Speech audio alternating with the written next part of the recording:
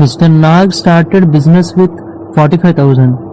Business start చేశారంటే ఏంటి? క్యాష్తోని. అది పెట్టుబడి అవుతుంది, అంతేనా? ఇన్వెస్ట్మెంట్. దాన్ని మన అకౌంటింగ్ టర్మ్లో ఏమంటాం?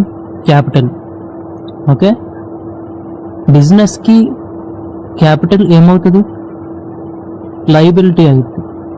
ఎందుకంటే ఎవడో ఒక బయట పర్సన్ వచ్చి నీ బిజినెస్లో ఇన్వెస్ట్ చేశాడు, ఎంతో లంసమ్ అమౌంట్, అది మళ్ళీ అడిగి తిరిగి పే చేసేయాలి కదా.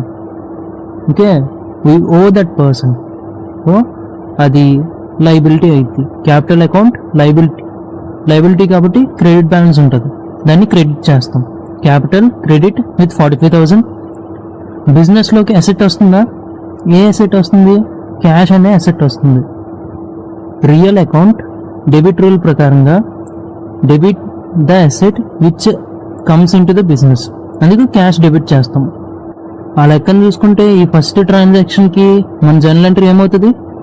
Cash account debit 45,000 to capital account 45,000.